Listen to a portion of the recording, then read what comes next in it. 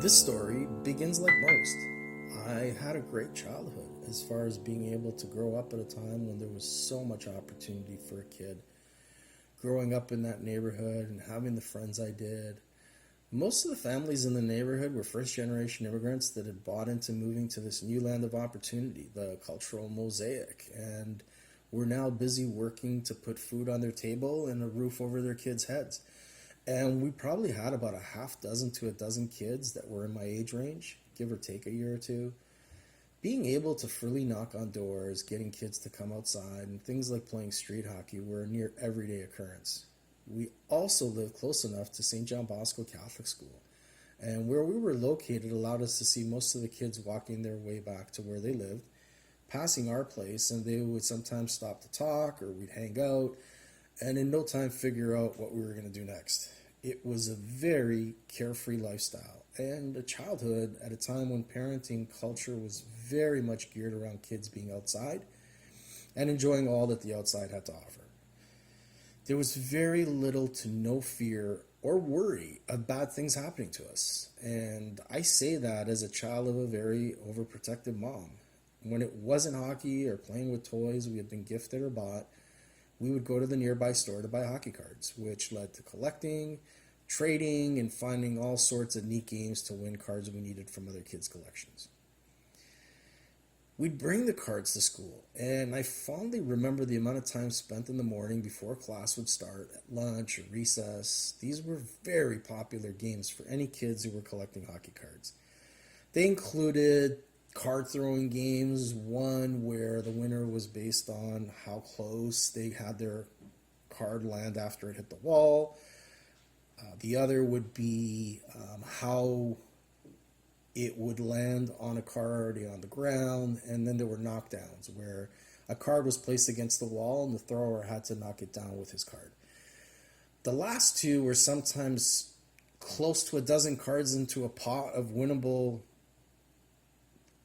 hockey cards that, to the winner was a huge score.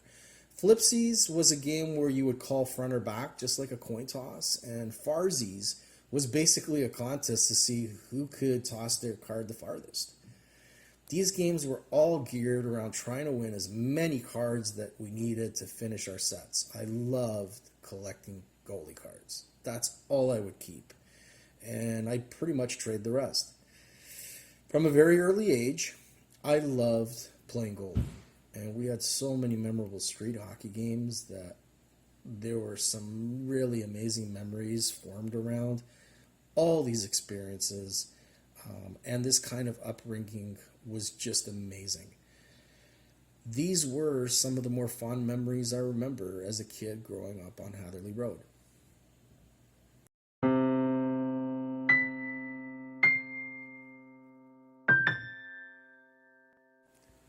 The house I grew up in appeared to have been built around the late 1800s to early 1900s period, with both interior and exterior work done to it that maybe brought it more into the 60s and 70s time frame, at least from an aesthetic and decor standpoint.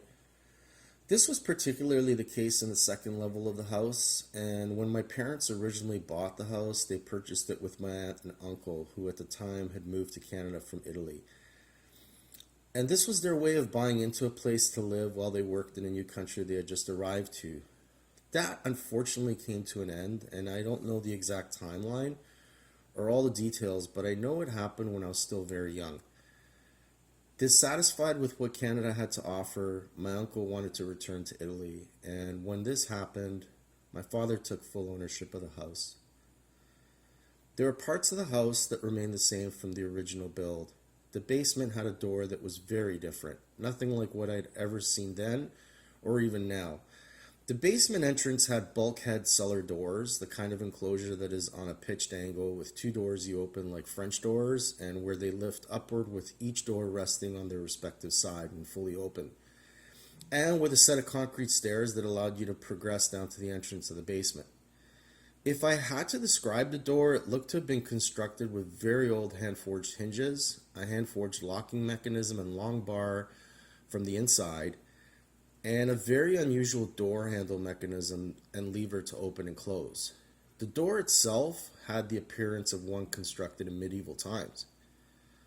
Looking back now, there were so many other features of the house that seemed extremely unusual. But in those days, you didn't really think much about what made your house different from everyone else's. We didn't have sleepovers. And you rarely stepped inside anyone's house because outside was where it was all happening. So I didn't have anything to really compare our house to.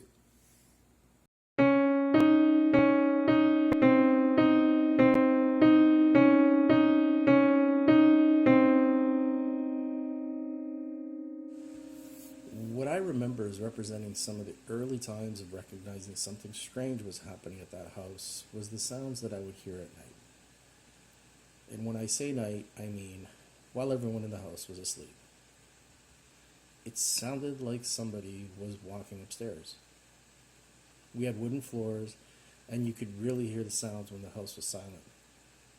Our bedroom was situated right in the center of the first level, and centered to the staircase going upstairs, and then a corridor passing in front that led to a door on the other side with a staircase going to the basement.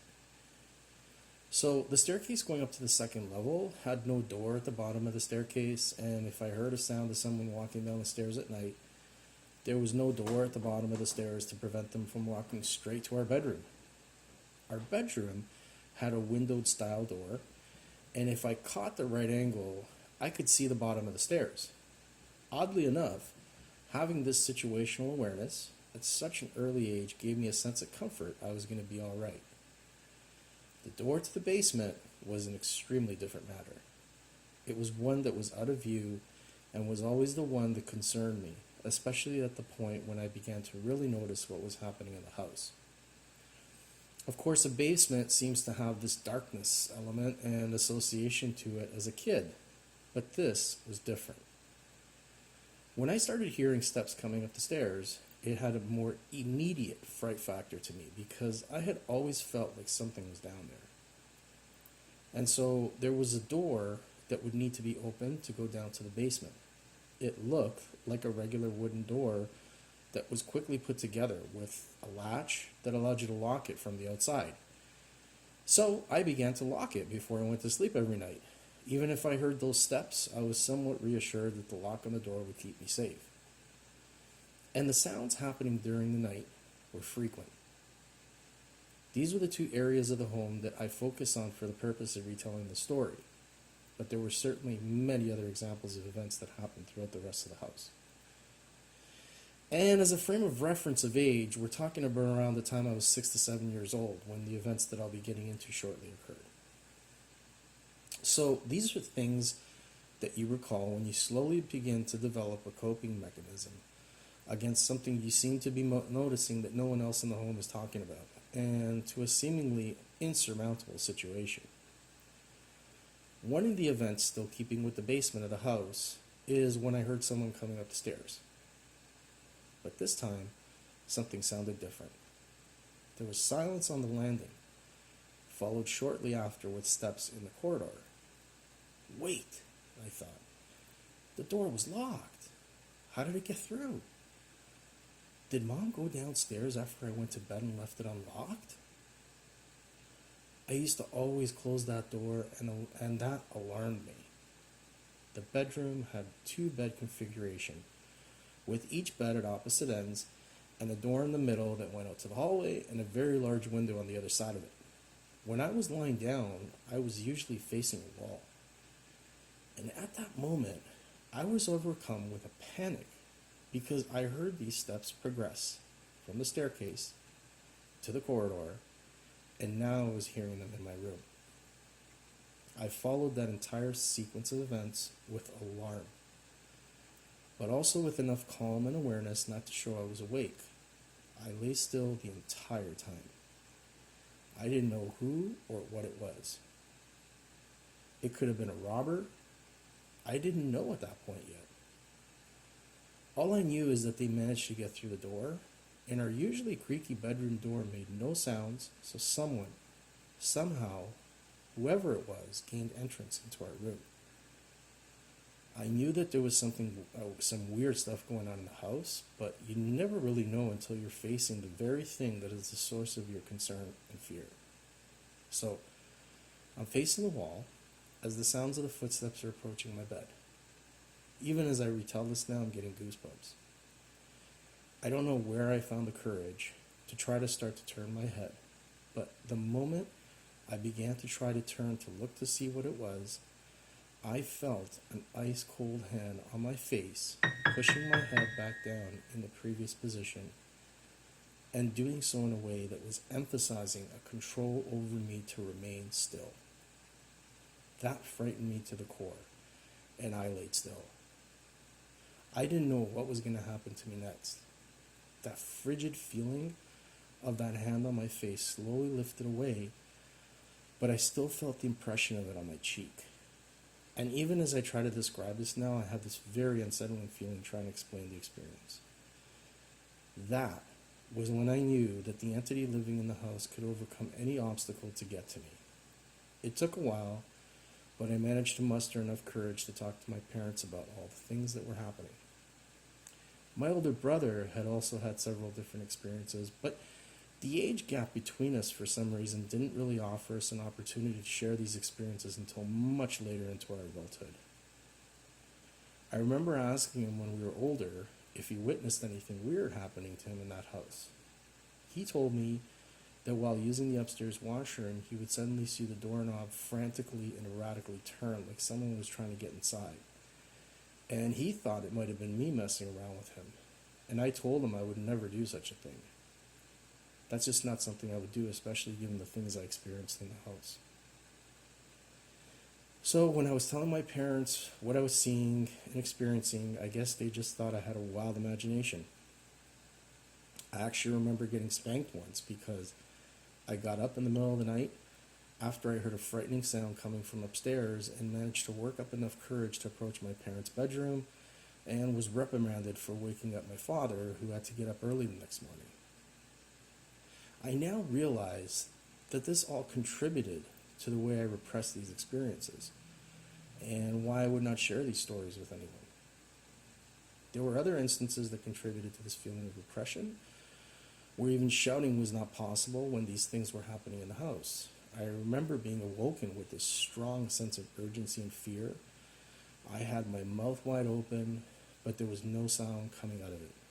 I was trying to yell for help, and nothing was coming out. I had essentially been muted. These are not things that the average person has ever experienced, and you don't know what people will think of you after you tell them. All you know is that you went through it, and what you experienced was real. I was not imagining any of the things I experienced. It wasn't until I got older when I began wondering if other people could have experienced anything like the things I did. I never had any of these experiences again after we left that house.